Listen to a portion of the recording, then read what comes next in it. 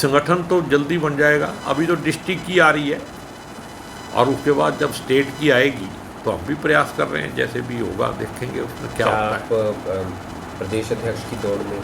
Party बढ़ाएगी तो पूरी दौड़ में पार्टी ने जिम्मेदारी देनी है, हम जिम्मेदारी लेने के लिए तैयार हैं। जिला की लिस्ट देरी क्यों हो रही है? ऐसा देरी मेरे ख्याल में देरी नहीं हो रही है, लगभग तय है, लेकिन देरी होनी भी चाहिए। बहुत सारे स्लीपर सेल भी हैं जिन्होंने, जो राहुल जी कहते हैं ना, कांग्रेस में घुसे हुए हैं और सच्चाई में हरियाणा में भी घुसे हुए हैं। उनकी जिन लोगों ने एमपी के एमएलए के इलेक्शन में बीजेपी का साथ दिया है, कांग्रेस का विरोध किया है, उन लोगों ने भी फार्म पर रखा है प्रधानगी का। तो ऐसे लोगों को जांच लेना चाहिए। जो बात हमें पता है तो मेरा पूरा विश्वास है कि वो हाईकमांड को भी पता होगा और उस पर राहुल जी कभी इस बार कोई कंप्रोमाइज़ नहीं करेंगे। अगर नीचे वाला कोई करेगा वो भी पछताएगा। एक आखिरी बात और सर, पुत्रमोह और अहंकारी आपने भूपेंद्र सिंह हुड्डा, वो मैंने जो कहा है उससे मैं मुकरता थोड़ी हूँ, लेकिन मैंने कोई नेगेटिव उसमें नहीं कहा।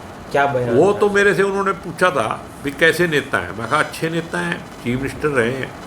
तो इस बार अहंकार और पुत्रमोह की वजह से हार गए, वरना चीफ मिनिस्ट्री के लिए लड़ रहे थे ना, अपने पैरों पे खुद ही खिलाड़ी मारी। ये भूपेंद्र सिंह हुड्डा के संदर्भ में था। हुड्डा साहब के बात पूछा उन्होंने तो मैंने उसी को अच्छा आदमी कहा, भाई अच्छा नेता है, लेकिन जो गलती है तो गलती है।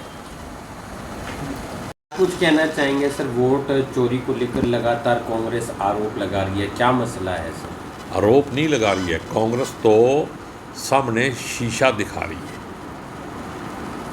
ठीक है ना, जिसका मतलब सारे की सारी डिजिटली और लाइव दिखाया है।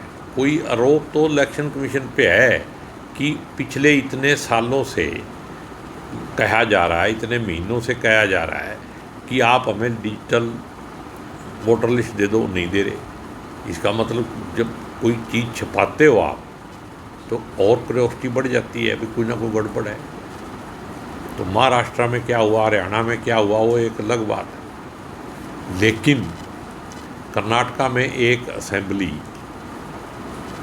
जिसमें एक तरफा वोट दिखाए गए, उसकी करके पूरी डिटेल और उसी रिकॉर्ड से दी है जो रिकॉर्ड इलेक्शन कमीशन ने उपलब्ध कराया है।